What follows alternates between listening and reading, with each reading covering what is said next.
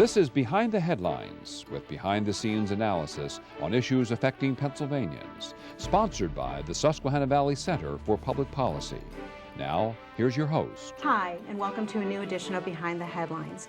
I'm Maura Donley, your host for today. Our usual host, Charlie Greenwald, is on assignment. Joining me as my co-host today is Ms. Ann Womble. Ann is a member of the Board of Directors of the Susquehanna Valley Center for Public Policy, and she's also the Executive Director for the Lancaster Dollars for Higher Learning organization. Right. Welcome, Ann. Thank you, Maura. It's great to have you back as a co-host. Thank you. Joining us today is Beth Mumford, who is the State Director of the Americans for Prosperity Pennsylvania. Welcome, Beth Ann. Thanks for having me. It is great to have you here. And I thought we'd start out by telling our viewers a little bit about what Americans for Prosperity is and what exactly your mission and your goals are. Sure. Americans for Prosperity Pennsylvania is the leading grassroots organization in Pennsylvania, really working to be the voice of taxpayers. We work with citizens in their communities to let them know what's happening in Harrisburg and Washington, D.C., the things that can really impact them in their daily lives. Our long-term mission is to make sure that people can live a freer and more prosperous life. And we know that economic freedom and opportunity is the path to the greatest well-being for the greatest number of people. And we want to be able to advocate for that here in Pennsylvania. So Pennsylvania keeps you pretty busy these days. It does, yes. So I'm going to lead off with this question. Is Pennsylvania in a state of crisis? My answer would be no, but we have some difficult decisions to make. I think if you want to convince people to hand over billions of dollars and more money to Harrisburg, then creating a crisis is probably the best way to do that. But the reality is we've got billions of dollars that come into the Treasury every year, and we need to do a better job of spending it and prioritizing it in a way that it works for Pennsylvania. So Ann, do you want to jump in here? And Well, what is the view of Americans for Prosperity on Governor Wolf's tax proposals that have come out? Well, if taxing and spending were the solution to Pennsylvania's problems, we would have solved this a long time ago. We have increased spending as a state in 45 of the last 46 years. And we are still at the bottom of the barrel when you look at the other states across this country in job growth, income growth, and population growth. We are not creating the kind of opportunity here that we need to see. And increasing the budget with money that doesn't exist yet in the state. People don't have the money to hand over to Harrisburg. That money is better spent in families and in homes and in small businesses. Is not going to be the solution for Pennsylvania. We're just going to continue to create the same kind of problems we've had. What about the regulatory environment in Pennsylvania? What does that do to businesses, and how does it affect families? Sure. Well, if you take a step back over the last 8 years, we have seen trillions and trillions of dollars in federal regulations that get pushed down onto our small businesses and job creators, large businesses as well. Those regulations cost money. And that's money that businesses have to spend to comply. And when you talk to small businesses about the amount of time and money they spend checking boxes and filling out forms, instead of doing research, instead of providing better services or expanding their services, instead of giving employees training and incentives to do the work that they're doing, then we see less and less economic opportunity. Regulations are a huge problem both at the state and the federal level for our businesses. well, there does seem to be one crisis, and this one is mind-boggling to me, and that is the pension crisis. Sure. Why is nothing being done? Yeah, that's a question that nobody can answer, question. right? Yeah. We've got $50 billion in unfunded liabilities in this state. That's future tax money that goes to paying future benefits. And the $50 billion number is the one that people discuss publicly. When you talk to people behind the scenes, when you talk to folks who really dig into this issue, they think it's probably double that. So when you think about creating a sustainable future for Pennsylvania, the key issue is resolving that pension crisis. It's going to squeeze out all of the other spending. And so right now our discussion is about how to fund education and other social services and things that the governor has put on the table. But at some point, every tax dollar that we send to Harrisburg is going to have to go to cover the pension obligations, which means we're not going to have money for other things that people want to spend money on. So it's a real crisis, and it has been incredibly difficult to resolve. The legislature's tried to tackle it from a number different angles, but getting everybody on the same page and getting a solution that can be signed into law continues to be a challenge. So what you're saying is, if there's a tax increase and we're all taxed at a higher rate, it really won't go towards those social services and education like the governor hopes or thinks. Right, yeah. Most of that, 60% of every new dollar that goes to Harrisburg, they estimate, goes to covering pensions. That's not money that's freed up for education or for social services or for, infrastructure development, whatever it is that we all think is a priority of state spending. That's money just to cover our obligations to future retirees. Again, it's mind-boggling that the issue isn't being addressed with numbers like that. It's just absolutely amazing. So I've heard a couple people refer to the governor's budget address as more of a budget lecture, and that he really didn't outline anything new or transformational for Pennsylvania. But there have been other things. Are you aware of anything new or different that came along? Well, as far as the budget address goes, it's basically a lot of what we heard last March. So I don't think that he has anything new to put on the table beyond he really wants billions of dollars in new spending. And what's so interesting about it is that he argues we have a structural deficit of almost $2 billion. And the state gets a structural deficit by spending more than we take in. And his solution, apparently, is to spend even more and then dig around and figure out how to pay for it. So, do we have any new innovative ideas? We don't. But what we have are ideas that keep innovation and new opportunities from happening in Pennsylvania. And no suggestions for cutting expenses? Not a single one, which from, Americans for Prosperity standpoint, you think about how we spend money, right? If you have priorities, the governor says it's education, we've got to spend a lot more in education. Well, surely there are things we are spending money on that we don't think are, or he doesn't think is the same kind of priority. So maybe we should cut some of that spending and move it into other areas that are priorities. But there has been no discussion about things to cut. We spend $700 million a year as a state on corporate welfare. And I think, no matter where you sit politically, you find the idea of handing public tax money over to private businesses when we're in a state of fiscal challenge to probably not be the best use of taxpayer funding. But none of that has been discussed. What about the severance tax proposal this time around? Sure. So natural gas has been the one bright spot of economic opportunity in Pennsylvania over the last, the last 5 to 10 years. You've seen formerly blighted communities find economic opportunity and growth through natural gas. And with all of that growth comes now where we are, which is a challenge for the industry. They've got a lot of product that the price has gone down, and you've got natural gas companies laying off people.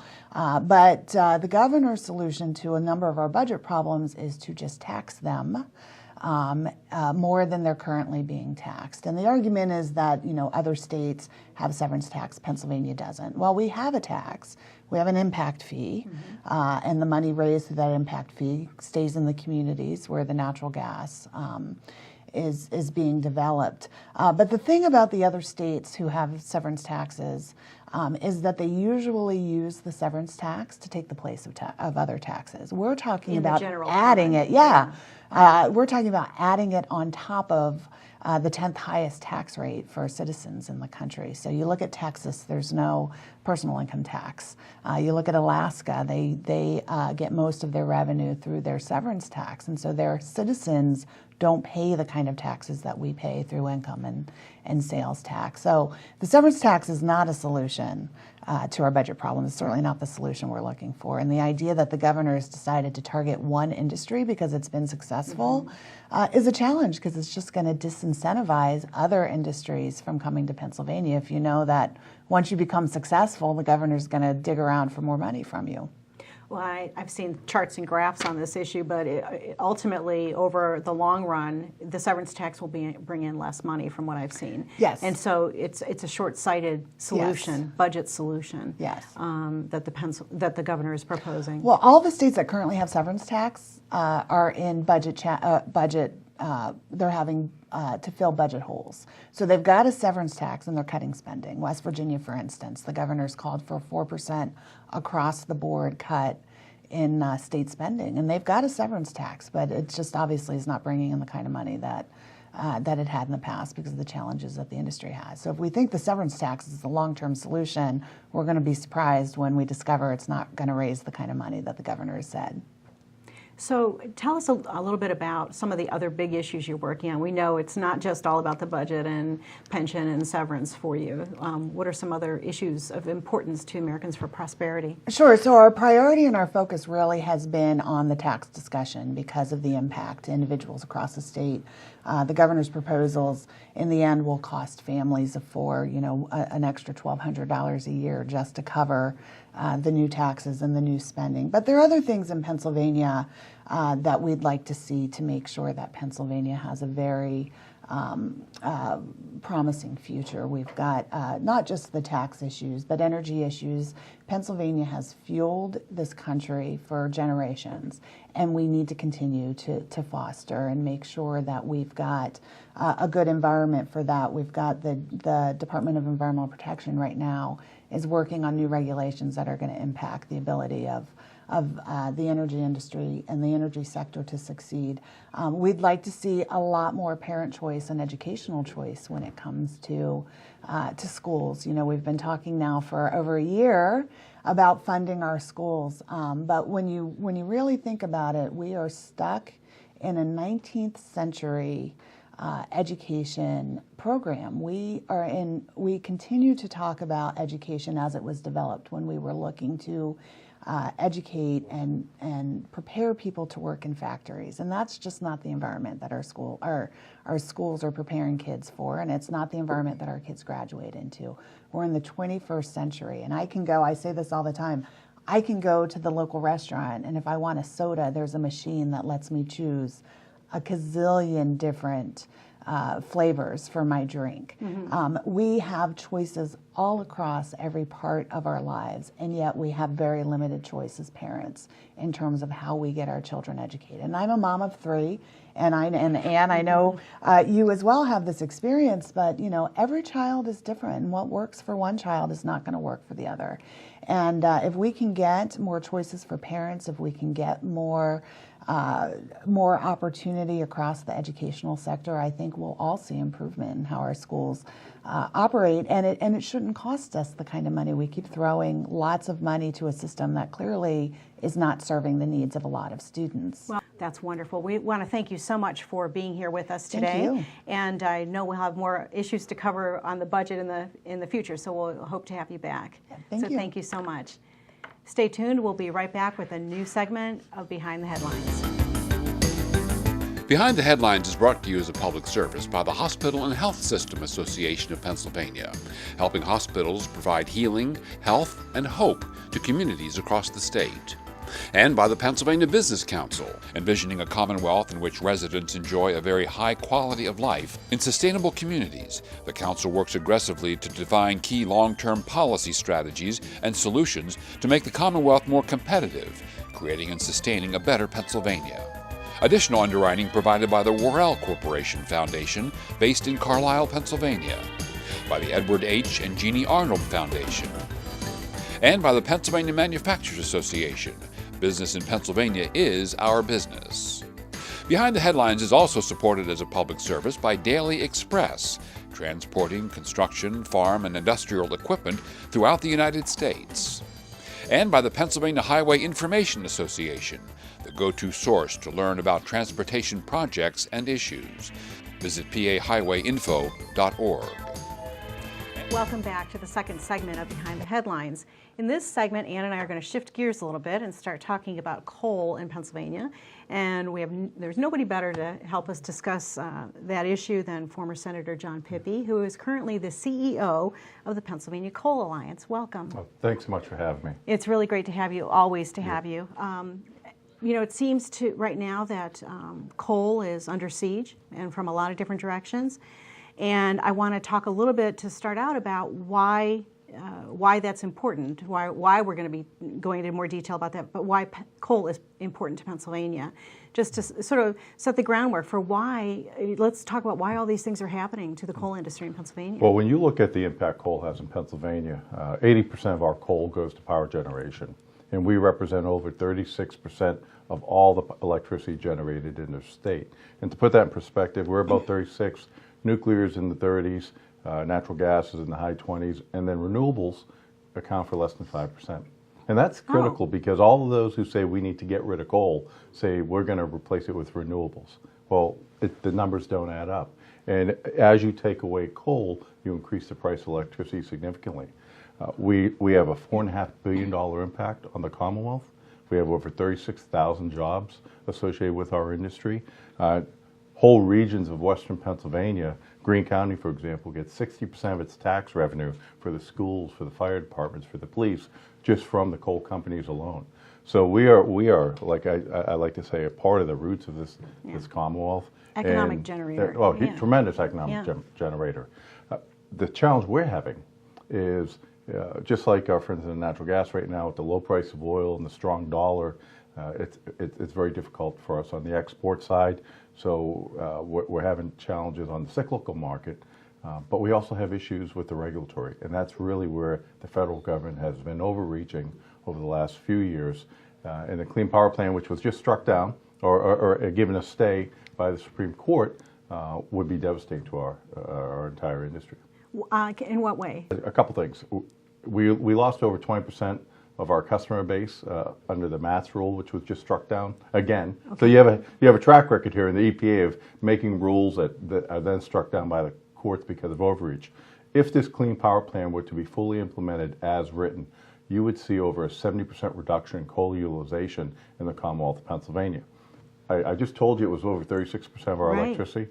If we eliminate 70% of that, how are we going to fix that? Or what are we going to replace it with? Right. And that's a big issue. Not only we have pricing issues, but in the greatest nation in the world, you could actually have rolling brownouts. And this isn't something that couldn't or is just a stretch.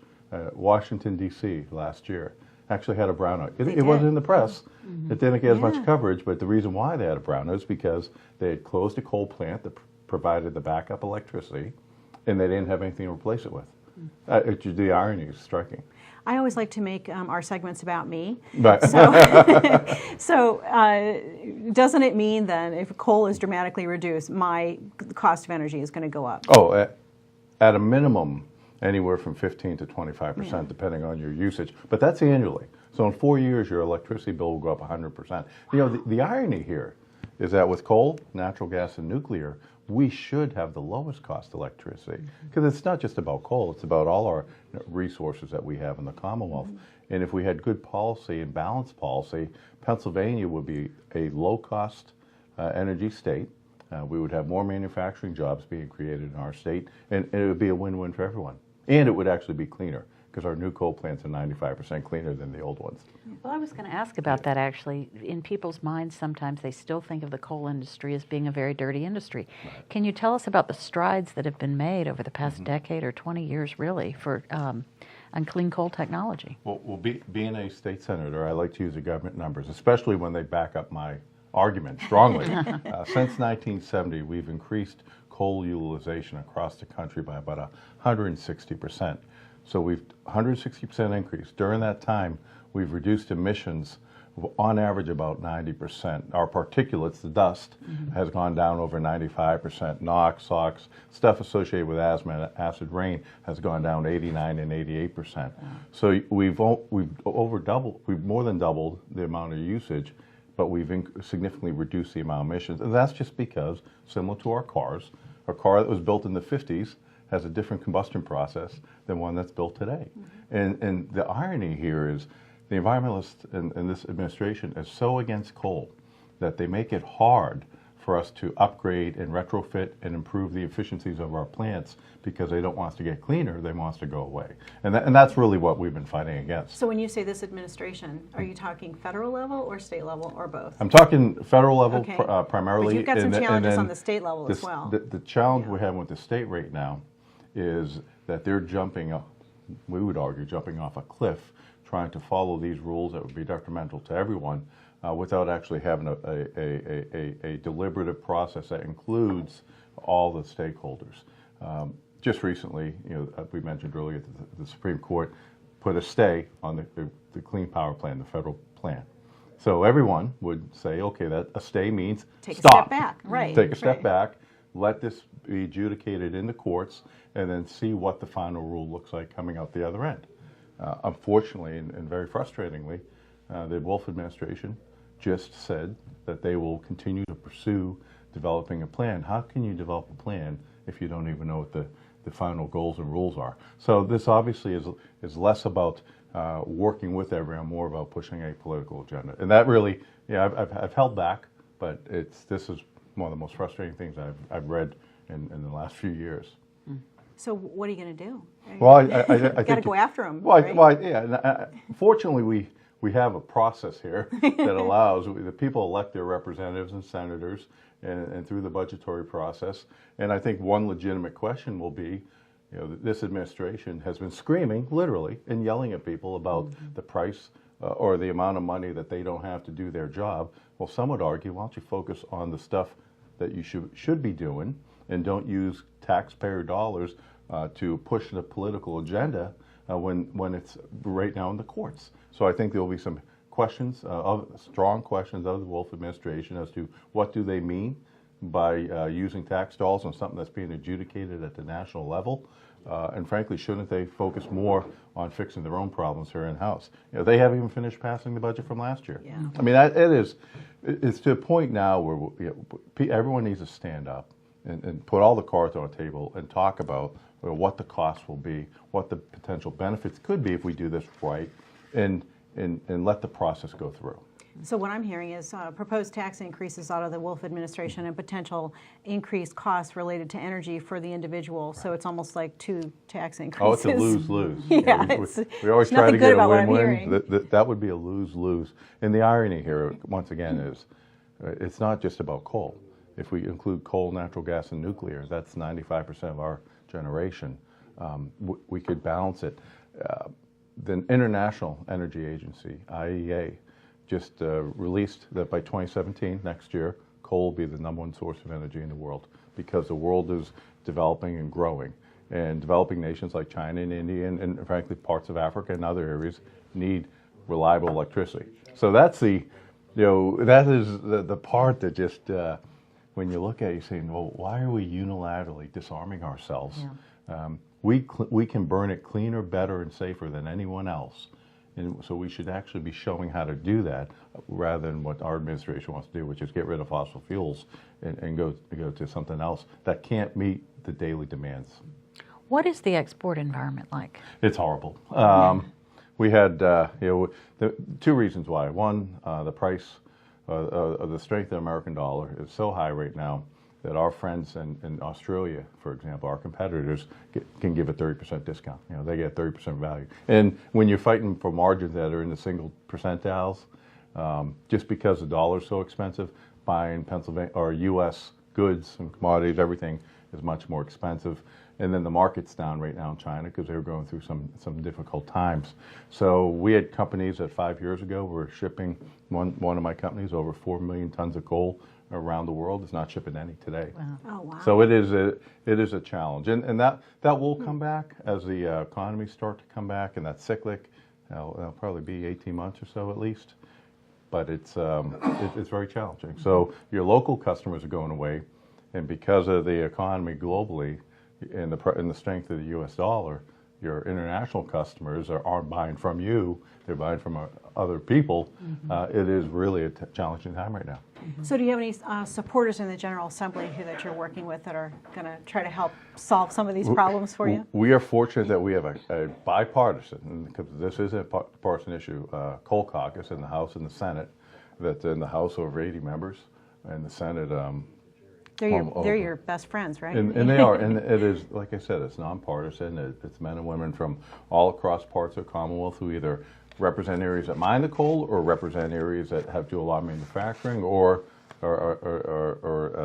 students of economics and understand that low-cost energy drives growth. Right. And they want freedom and opportunities for their constituents. It's not just the individual, Right. it's businesses that very pay much so. huge amounts in energy. I mean, if you look at it, I mean, companies like U.S. Steel, where I used to work, the price of energy was critical to the steelmaking process. Right, And if right. we could make it low cost, then our steel's less expensive, and then we're much more competitive against China Globally, right. and other areas. And then if we're utilizing natural gas on the transportation side in particular, there's opportunities there, so it's less expensive and cleaner to ship these goods and services. And that's I'm an environmental engineer.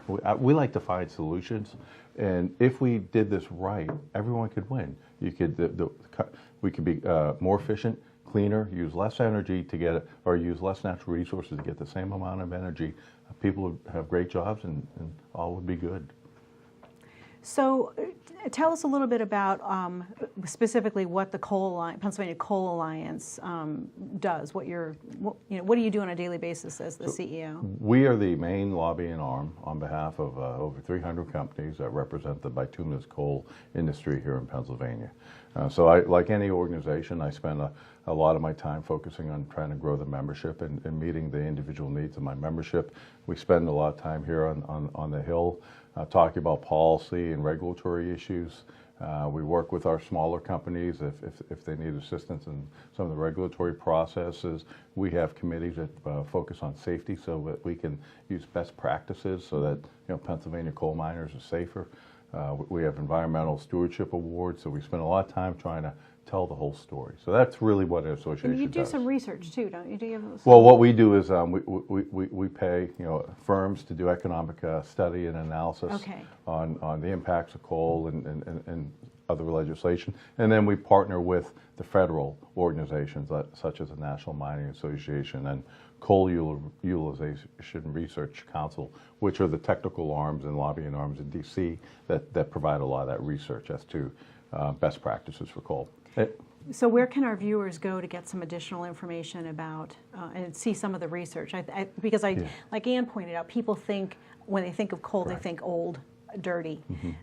So where can they go to see some of these numbers you've been talking about today in terms of the economic impact on Pennsylvania? They can go to our website, and it's called betterwithcoal.com Betterwithcoal, because okay. we believe life is better when coal's part of it. Yeah. So it's betterwithcoal.com. And if you go on there, you'll see a lot of the studies, the economic analysis I've mentioned. You'll have the ability to sign up if you want to be on our mailing list, etc. Well, thank you so much. This has been very enlightening today on the issue of coal, and we of course want to have you back because it's going to. I think these things are going to continue for a while for you. Yes, I think so. These challenges Right. you've got. So we want to thank you very much for being here today, Senator, and thanks so we much. hope to have you back again soon. Oh, I'm happy to come anytime. Thank you guys so much. Appreciate it. Thank you so much for being with us today. Join us next time on Behind the Headlines.